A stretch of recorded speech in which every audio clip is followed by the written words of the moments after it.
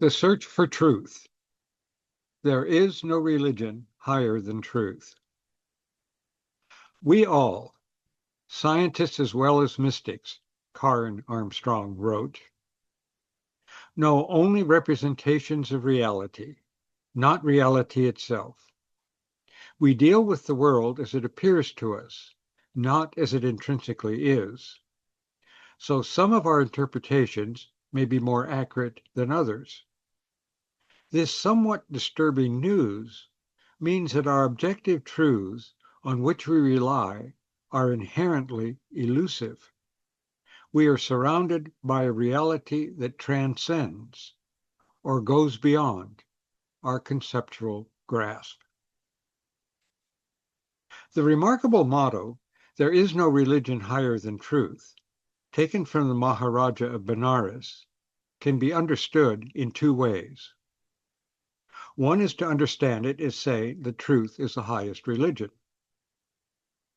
This second understanding might be is that truth is higher than any and all religions. This opens the way to seeing truth reflected in all religions, but also in all philosophies and all sciences. This is the message of the secret doctrine, the subtitle of which is the synthesis of science, religion, and philosophy. What is this truth that is found in the motto?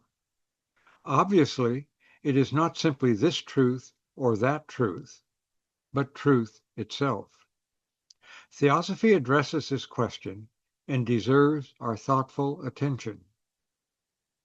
Most of us are familiar with the story of the 6 blind men led to an elephant, yet it is worth pondering again.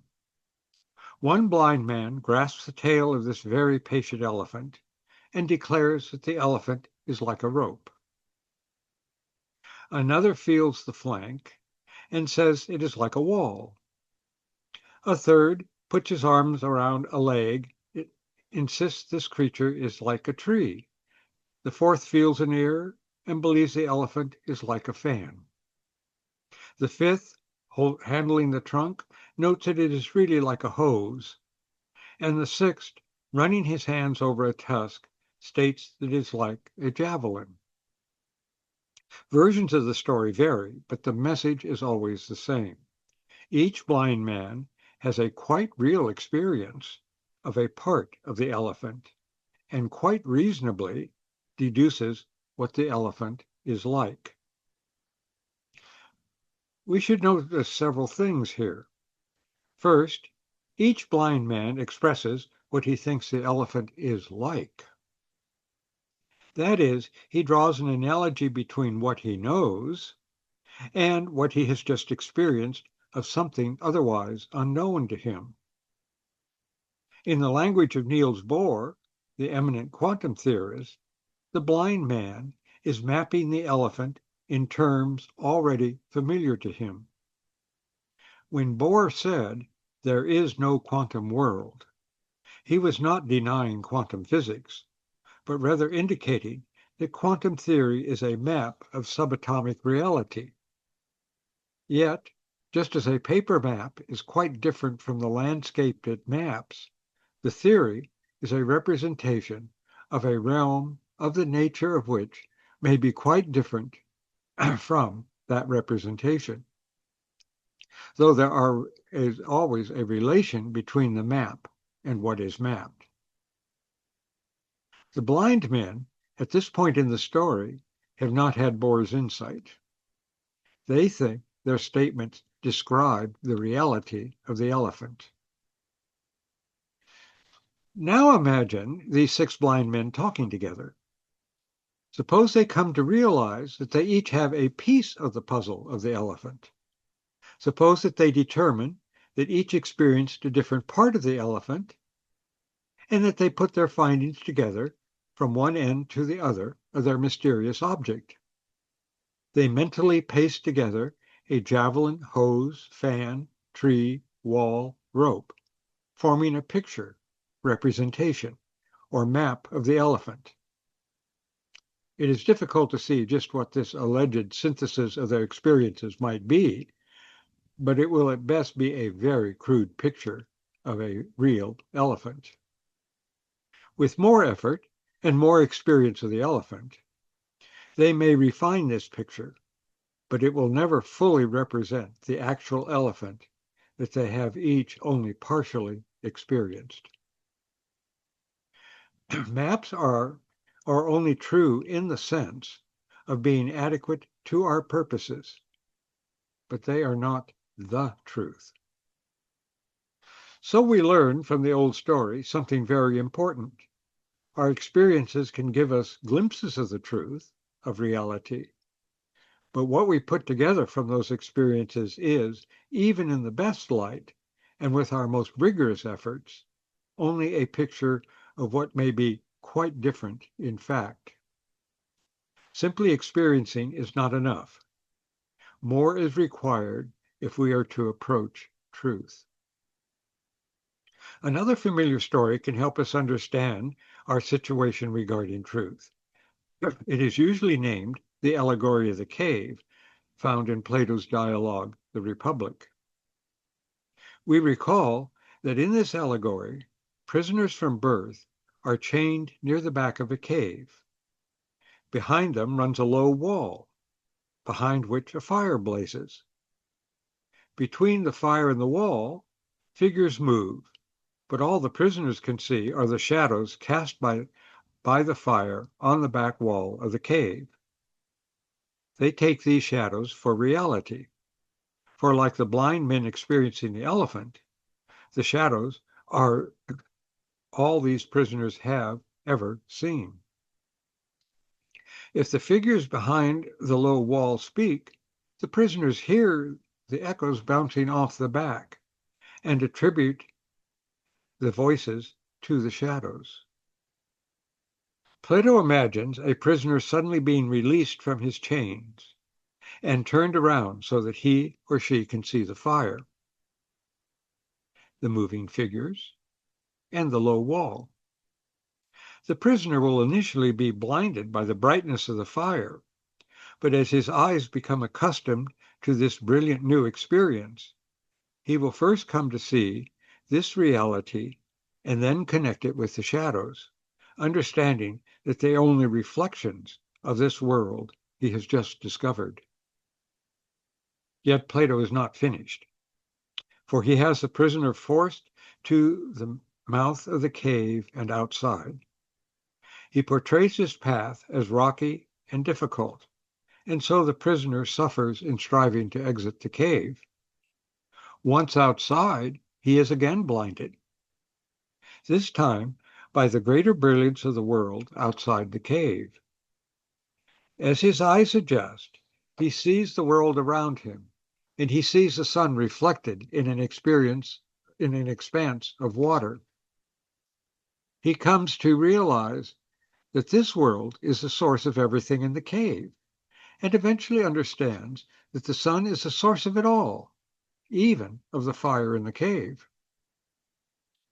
We are told that, once adjusted to the outside world, he can look up and briefly glimpse the sun itself, but only very briefly, for if he stares at it, the source, he will be blinded.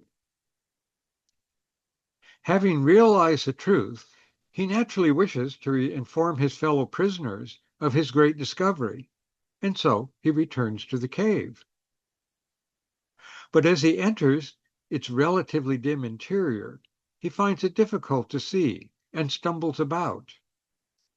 When he talks to the chained prisoners, he seems incomprehensible, for the language of shadows is hardly suitable to express the realities he now knows. And of course they test him, finding that he can no longer distinguish between the shadows very well. Plato tells us that if the prisoners could move and seize him, they would kill him. His seeming nonsense threatens to upend their secure but limited world. As Jesus is reported to have put it, a prophet is not without honor except in his hometown. We easily see a connection between the blind men exploring the elephant and the prisoners chained in the cave, devising theories of shadows. Both groups believe they are expressing the truth, but we know better. Or do we? Plato distinguished various stages of understanding. There is conjecture or opinion, which is not knowledge. Then there is belief, which a person may have based on some evidence or by some inference, both of which are inadequate to convert that belief into knowledge. One may even have a true belief, but even that is not knowledge, for one does not have sufficient evidence for it. Plato turns to mathematics as examples of knowledge because mathematics has principles of proof which do not depend on transient appearances or changing circumstances. Yet there is something more, something sometimes called intuition, what theosophists call buddhi, direct insight into the nature of things, a knowledge of universal truths. These levels of understanding can be correlated with the stages the released prisoner passes through in emerging from the cave. There's much to think about in these stories, and in Plato's discussion of knowledge. We can readily see why philosophers have struggled for millennia to understand just what truth is. Theosophy provides the answer, an answer that shows both what truth is and how the answer is profoundly important in very practical ways. Unsurprisingly, the answer is so radical that it demands nothing less than a transformation of consciousness and all that implies. To begin to make sense of Theosophy's answer, we need to reflect a little on our ordinary understanding of truth and what is true. We use these words, truth and true, in many ways. A statement can be true or false, and this meaning of true is crucial for logic and reasoning.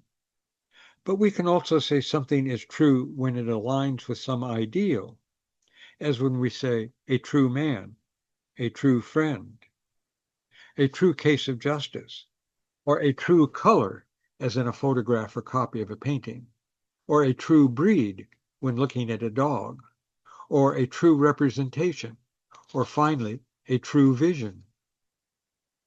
We also speak of a true law of nature when we are convinced that the law actually governs some aspect of nature. A little thought can produce other examples.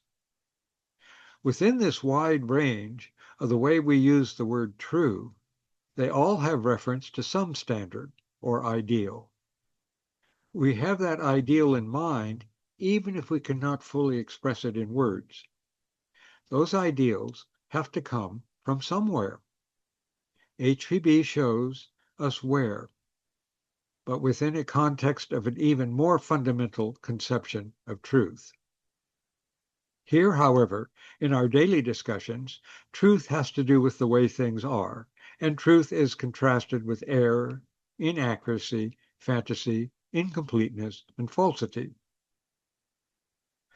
We notice that the idea of degrees is implicit in these examples. A statement can be, for example, inaccurate, but not totally false. Someone says, "It is raining," but in fact, there is a heavy mist. Is this really rain? The statement seems to declare a bit too much. Yet it is not entirely false, for the weather in this case is anything but dry. What we say can be incomplete, a bit fanciful, not quite right, and so on, without simply being wrong. All this is one important point to keep in mind as we think about truth. Throughout his dialogues, Plato refers to ordinary knowledge, and this knowledge, of course, is of truths, and also a knowledge beyond the heavens. That is, knowledge beyond the universe of the senses, hence truth beyond the cosmos of ordinary thought and experience. For Plato, then, there are two kinds of knowledge: ordinary knowledge encompassed by observation and expressed in concepts and generalizations, including knowledge that we would classify as psychology, and extraordinary knowledge that can be expressed only in analogies, symbols, and the myths he develops. When he says, in the letters attributed to him, that he never wrote down his true philosophy, one can see that so-called unwritten philosophy intimated in his myths and stories. We can think, for example, of the myth of in which the warrior is killed, but comes back to life to tell what he witnessed in the afterlife. In this account, reincarnation is explicit, and karma is seen as its cause. In this myth, those whose lives were on balance good are rewarded with pleasant experiences, something like what Theosophists call devachan, while those who tended toward evil are subject to purgation, perhaps something like the astral shells disintegrating after death. Then these reincarnating souls are allowed to choose new lives. But clearly points out, their choices are hardly random. Past tendencies drive them to choose lives thoughtlessly. Theosophists understand that change and development occurs in incarnated life, not in post-mortem states. And so they choose lives in reaction to their pasts. Rather grimly, notes that those who were wholly bad do not reincarnate, but are consigned to the abyss of Tartarus, forever lost. But he hints in a seemingly obscure and often overlooked passage that those who are pure enough go to a place beyond reincarnation, being freed from this cycle of birth and death. And all of this occurs under the three goddesses of necessity, karma in its cosmic sense. Why doesn't Plato simply state story in plain, ordinary, discursive language? If he did, it would be dogma. For ordinary experience cannot prove immortality or reincarnation, even though such experience can strongly suggest it.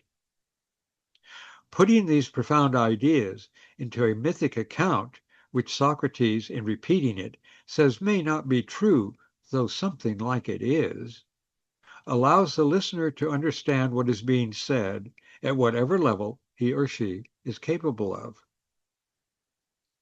This approach is completely in line with Plato's insistence on dialogue, that is, on discussion between those seeking truth, so that each participant helps the others come to a deeper understanding of truth. HPB well knew that the idea of two kinds of knowledge, the ordinary and the deeper understanding beyond the heavens, and therefore two kinds of truth, were well understood long before Plato's time. In order to explain the teaching that we know as Theosophy, she drew on the ancient doctrine that forms the basis of what came to be known as Hinduism and Buddhism. That teaching is that there are two truths: the ordinary kind that allows us to navigate incarnate existence, and the deeper truth that is part of our very being. She borrowed the Sanskrit terms Paramarthasatya and Samvritisatya to explain these two kinds of truth. These terms are commonly translated absolute truth and relative truth. In the Theosophical Glossary, HPB wrote under the entry Samvriti the following: Samvriti, false conception, the origin of illusion. Samvritisatya, truth mixed with false conceptions, Samvriti. The reverse of absolute truth, or Paramarthasatya, self-consciousness in absolute truth or reality. There is much to unpack theosophically in these seemingly straightforward definitions of what Buddhists have called absolute and conventional truth. Samvriti is a Sanskrit term that means covering or veiling. Samvriti satya is veiled truth, and in this sense is mixed with falsehood. That is, it is mixed with what is not absolute truth or paramata satya. This distinction, utterly crucial to understanding theosophy, the whole of existence, and ourselves, requires a very large background to be understood. That which has no name or attributes, something sometimes called the absolute or parabrahm, is so far beyond human conceptions that it cannot even be said to exist or not exist, since even these terms imply some limit. The very concept definition implies establishing a limit or boundary, making finite, and that cannot be subjected to any limits.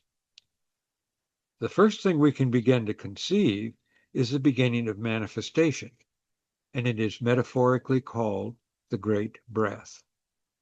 Still speaking metaphorically, for we have nothing but metaphors and symbols to discuss what are, to us as incarnate human beings, in the fifth subrace of the fifth root race, in the fourth round, this great breath becomes or is reflected in the one life. The one life is the unity, not as a collection, but as one, which is the source of all existence and pervades all existence. The whole of HPB's magnificent book, The Secret Doctrine, as well as her other writings, deals with how this one life emerges, so to speak, the cosmic incarnation of the great breath, and how it gives rise to all the diversity of nature, from the cosmos to the world in which we live. When she speaks of absolute truth in the glossary, she says it is self-consciousness in absolute truth or reality. We cannot think of the emergence of the cosmos as we observe it as simply a material evolution from some material Big Bang. The emergence and unfolding of the cosmos is a manifestation of matter, of course, but equally a manifestation of spirit and of consciousness. The one life is a virtually inconceivable oneness of consciousness, spirit, and matter. Here, and in its unfoldment, consciousness, spirit, and matter are not as we experience them. They are all so ethereal that we can hardly imagine them.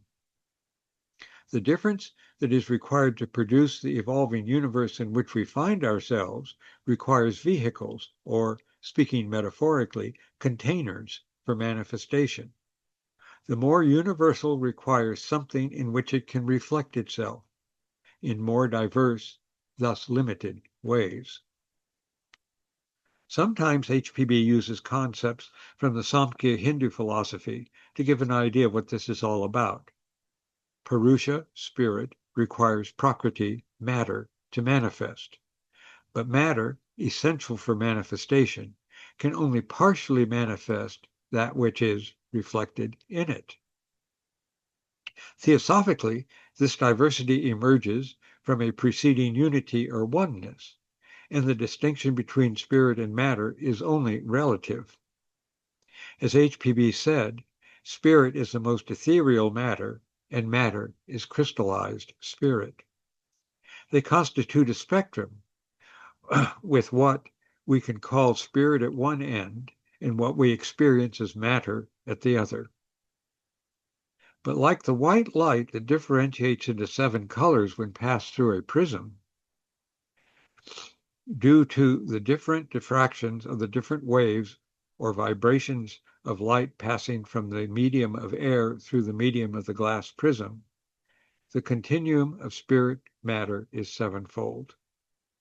This spectrum is ultimately the origin of the 7 principles that constitute the human being, everything in nature, and ultimately the cosmos itself.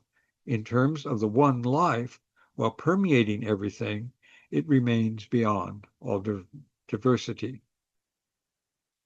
Modern science is concerned with the material end of the spectrum at the level of ordinary human consciousness, as it is manifesting in the most material of the globes, globe D. Here is where spirit and matter are, so to speak, in balance. In the outbreathing and inbreathing of the great breath within our solar cosmos, this balanced environment is crucial. For it is in this round that the thinking principle, manas, awakens and makes self-consciousness possible. Given the one life, which is one, what we can call consciousness or intelligence necessarily pervades the whole of existence.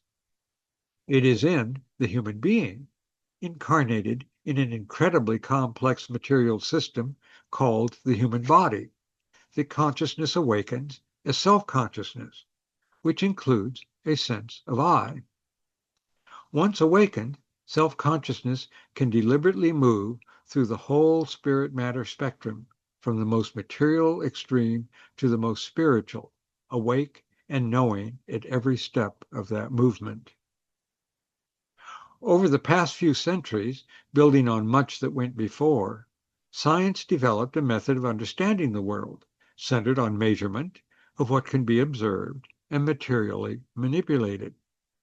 This method ignores consciousness, and so it is not surprising that the attempt to find the theory of everything, or in respect to the four forces science deals with, electromagnetism, gravity, and the strong and weak nuclear forces, the effort to develop the grand unified theory, have not been successful. Consciousness is involved in observation, in measurement, and in developing theories to explain the material world. Until consciousness is included in the sciences, there will be no real theory of everything.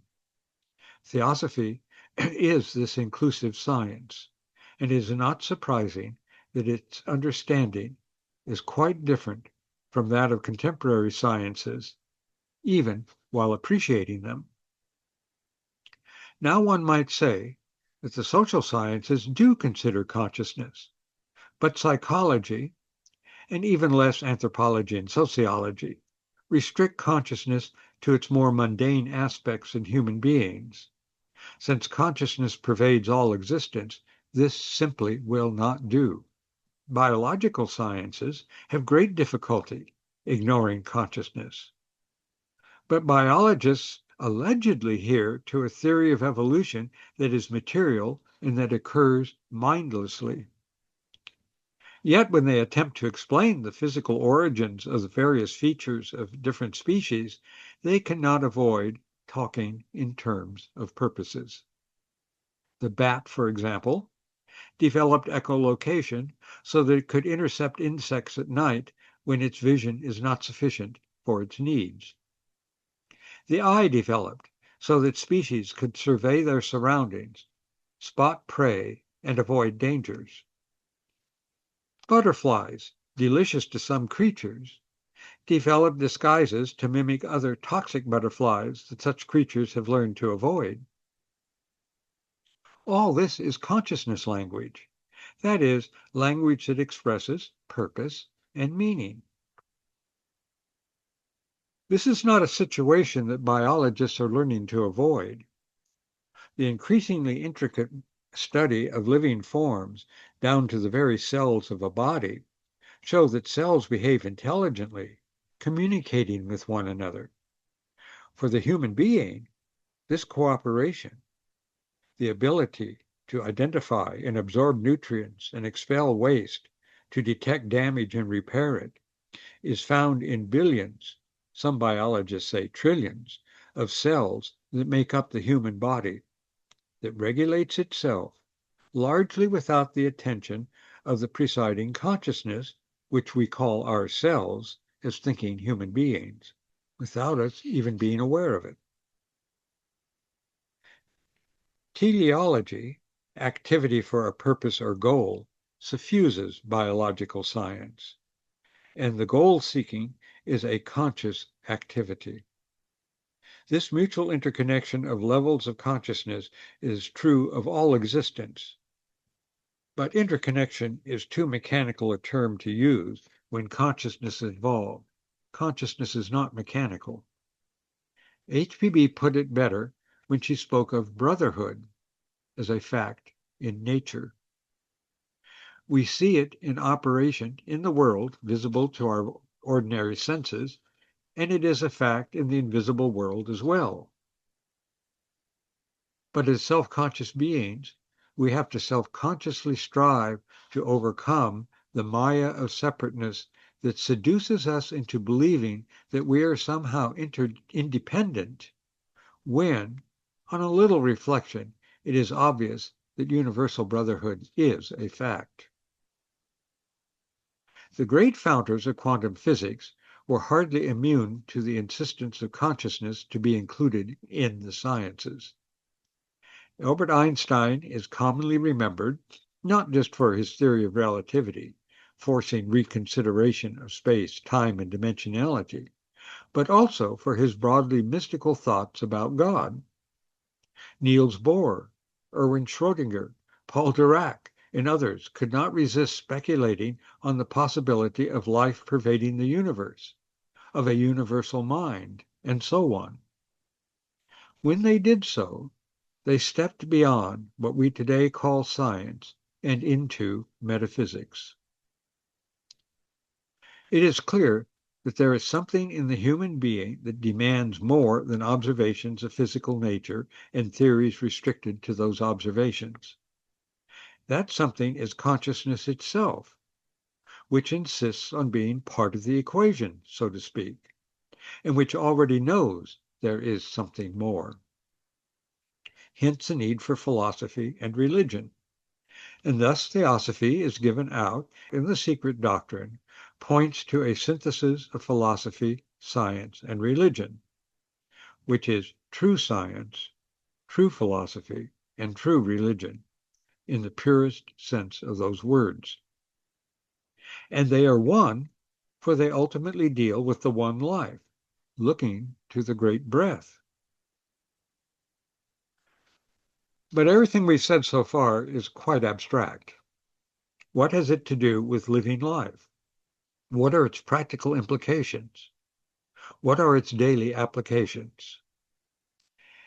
HPB puts the answer straightforwardly in the voice of the silence. All is impermanent in man, except the pure, bright essence of Alaya. Man is its crystal ray, a beam of light, immaculate within, a form of clay material upon the lower surface. That beam is thy life guide and thy true self. Since consciousness pervades the whole spectrum of spirit and matter, its development in incarnate existence in the human body is essential. For it is here that consciousness awakens to self-consciousness, and only here one gains the experience that can lead to full realization of what one is, the true self. How one follows the path of self-consciousness to its source, the one life, can be put in many ways. Plato taught that everything has an archetype, an eternal potential and paradigm, which is why, when we see something like a triangle, we can recognize what it is. No physical triangle, drawn on paper or out of some material, is a perfect triangle. But we not only recognize it as a triangle, but we can tell its imperfections. We do this by knowing the ideal triangle. This knowledge is buried deep in consciousness, and so Plato called this recognition recollection, recalling what we know deep within. If we think of less tangible things, such as equality, or justice, or nonviolence, we readily observe them in the world, typically in very imperfect instances. But we know the ideals which they imperfectly manifest. Plato knew that even the paradigms or ideas have a source, which is sometimes called the overarching good, sometimes the true, sometimes the beautiful. This goodness, truth, beauty, called the golden braid by philosopher and novelist Rebecca Neuberger Goldstein, is more than a tightly woven braid. It is the unity within fully realized consciousness, and it is reflected throughout existence. The human being brings this braid to self-conscious existence by discerning truth, goodness, and beauty in the world. The world perceived by typical consciousness is, however, a kaleidoscopic effect of deeper forces and structures, and so is not reality in any fundamental sense. This, of course, is the point of the quotation from Karen Armstrong. Theosophists are taught that existence being sevenfold, the incarnate human being has a sevenfold constitution. William Quan Judge reminded us that all existence unfolds from what he called the one element, its ultimate nature, not seven, but it diversifies and thereby creates the whole panorama of nature, both cosmic and human. Our ordinary physical senses perceive the most material reflection of this diversity. If, however, we are sevenfold in our human nature, there are equivalents of these senses, these modes of perception, at every level. Ensconced in a physical body, consciousness is awake only to the extent that it perceives the physical world and thinks about it. For Plato, our state is like the prisoners in the cave, seeing only shadows, effects, of unseen intelligent forces, beings, in fact, and their activity. The great breath pervades all. The spirit-matter spectrum is ever present. The universal Atma pervades all existence, and we, being sevenfold, are illumined by it. Though in our typical daily lives we do not comprehend that, yet the crystal ray of Alaya is there, and there are times when we sense its presence.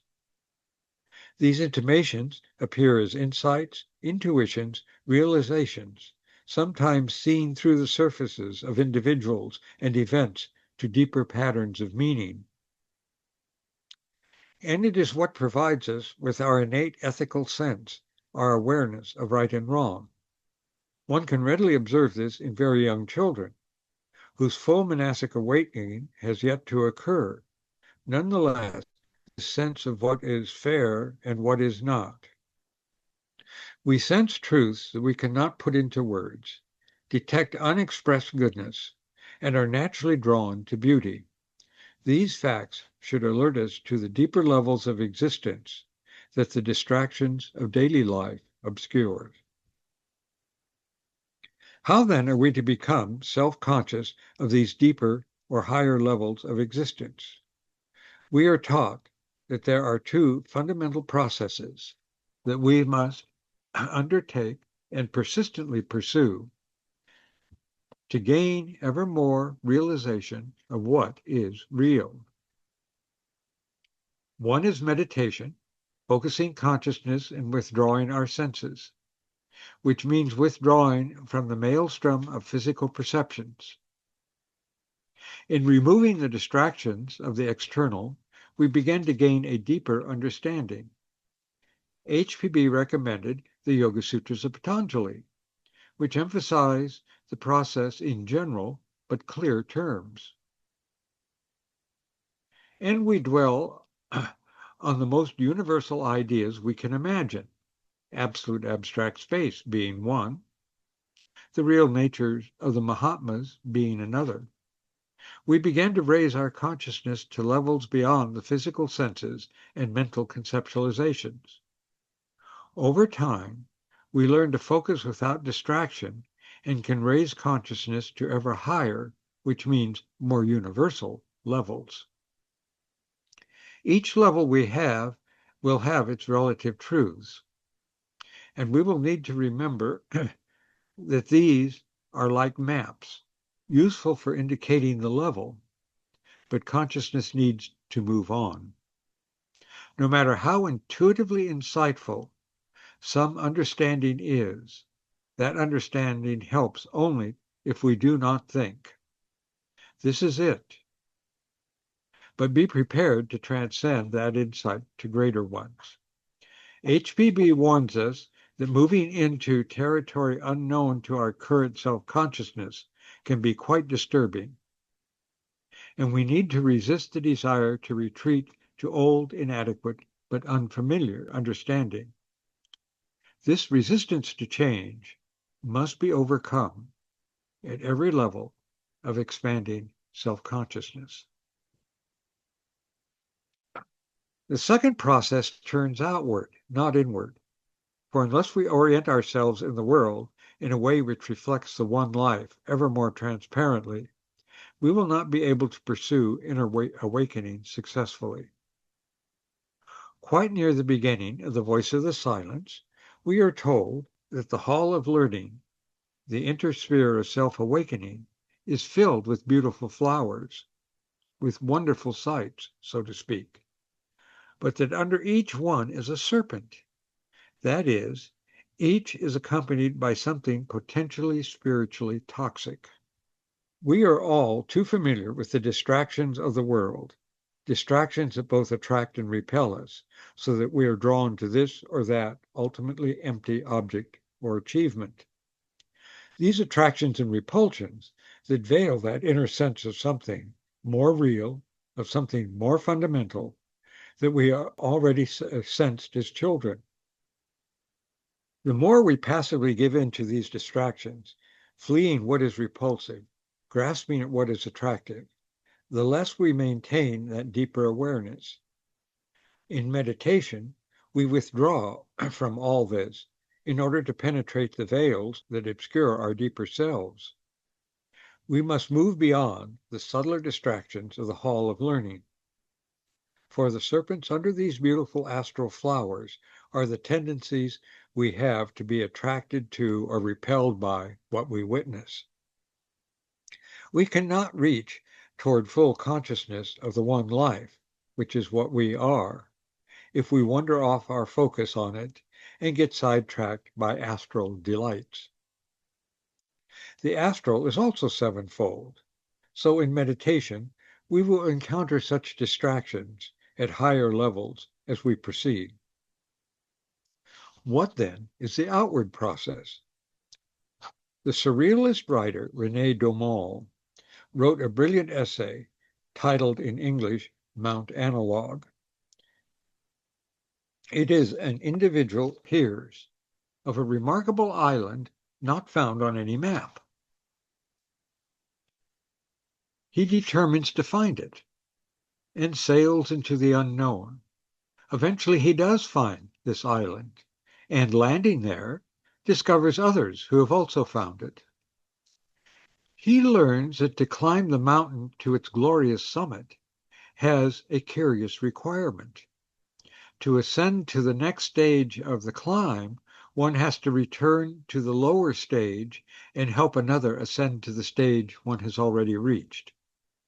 Only then can one proceed up another stage, and then must repeat the process until one has reached the very summit. Surprisingly, our climber discovers that many people have tarried for years in the community at the base of the mountain, enjoying the views and life there. They seem to have lost interest in the climb. In the language of the Voice of the Silence, they have reached the hall of learning, but have lost the will to move on toward the real goal, which is the summit of the mountain. Of course, we recognize Plato's cave in this story. What is clear from all this is that meditation alone is not enough. We must develop the will to move on in our efforts to reach the very source of our being, the one life itself. But we cannot do this without radically reorienting our relation to the world, which means our relation not just to things, but to other human beings, including even ourselves, and to all events, and to all nature. Every authentic spiritual tradition has taught the necessity of this fundamental reorientation. In the Christian New Testament, St. Paul speaks of the old man dying and the new man being born, welcoming the Christos into one's existence. And he speaks beautifully of the fundamental importance of love for all. In the Hindu Bhagavad Gita, Krishna teaches Arjuna to see Vishnu as the supreme spirit in all things, for it is there, and so it is in ourselves. In Taoism, Lao Tzu urges us to become one with the Tao, the way, and the truth. In Islamic Sufism, the great mystic Al-Hallaj could identify with one of the divine names of God, declaring, I am Al-Haq, that is, I am the real, I am the true. Buddhists point to the necessity of the turning about of consciousness, a profound reversal, so to speak, of our understanding of ourselves and the world. The medieval Kabbalist Isaac Luria used the term tikkun, restoration, to indicate our role as self-conscious beings in the restoration of all existence to its ideal, ultimately real state. However conceived, this is the path that purifies us of succumbing to the distractions that surround us. These distractions, when properly understood, are not enemies, but are lessons to be learned, and they can only be learned through self-conscious and ethical development, the twin processes of self-conscious realization. We cannot approach the one life unless we increasingly think and act as the one life. This means overcoming the dire heresy of separateness, as the voice of the silence teaches. We do this by treading a path that stage by stage reduces viperous sense of separateness. Rather than seeing others as different from oneself, one sees them for what we all are, souls seeking realization of what we really are. Treading this path is not simply abiding by some conventional morality. It is developing a universal ethical sense that responds to reality, not the masks of personality. This ethical sense can be likened to learning how to ride a bicycle. We began by struggling to achieve balance, of using the handlebars to give direction, pedaling to move forward, learning to be aware of our surroundings. All of this is very awkward at first, and as we learned, we sometimes fell off the bicycle or ran into or over things. But in time, with practice, we became one with the bicycle, so that we could do all these things without thinking about how to ride. With this mastery, we use the bicycles, but think of where we are going. We become the path we are treading, for it is ourselves, to the point where our responses to whatever the world gives us is effortless. The path to truth and reality is thus dual, a transformation of self-consciousness and a transformation of our dynamic situation in the world around us. Rather than desperately separating ourselves from others, the ultimate falsehood, we can become centers of beneficence, radiating out to all. The various accounts of meditation and various versions of the path of ethical purification are authentic. They all contain the same requirements and possibilities. The voice of the silence shows that what we might call inner development, the raising of self-consciousness, and the outer development, our life in the world, are one. Though the language is different, one encounters the same teaching in Light on the Path, in the Bhagavad Gita, in the sacred texts of many religions, and in timeless philosophies like those of the Vedantins and the Neoplatonists. As consciousness transcends the illusions of the physical realm, it encounters illusions of a subtler nature, and transcending them, subtler illusions yet. Maya is illusion, but it is also the creative power of differentiation, of diversity, and it is this diversity in which we find ourselves that permits self-consciousness to awaken and expand. One could say that the increasing development of self-consciousness is discerning the dynamic architectonic structure of Maya at increasingly universal levels.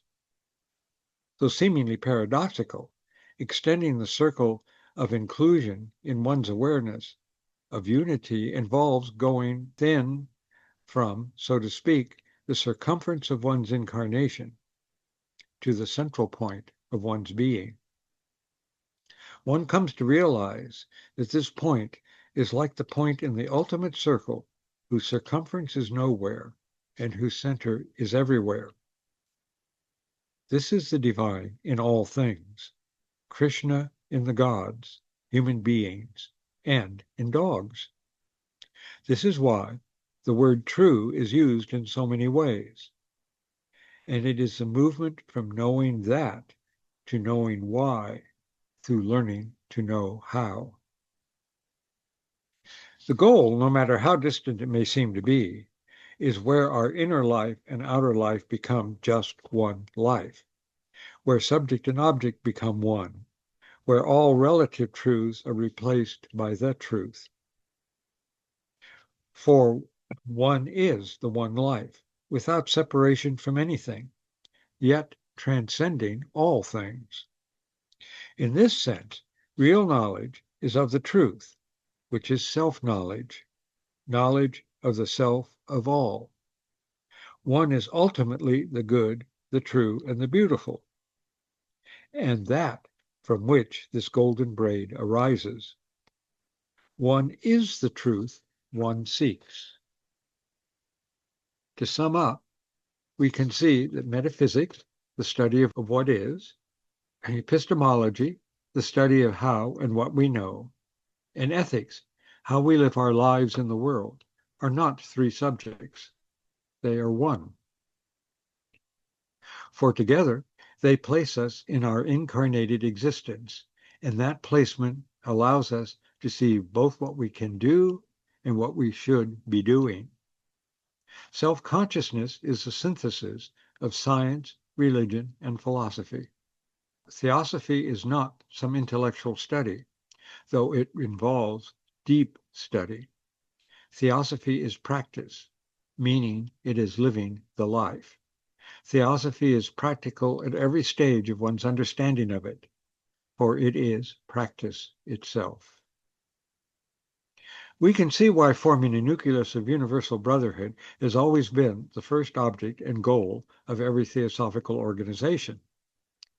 It is the reflection of the fundamental fact of nature. Everything is what it is because of the one life, which, when cleared of all illusion, just is. The sacred goal has been reflected in philosophy, religion, and science throughout history, for there is no religion higher than truth. The goal begins with what we call the Golden Rule, found in every tradition, including the sciences, which seek knowledge for the betterment of humanity. The voice of the silence expresses it simply and eloquently.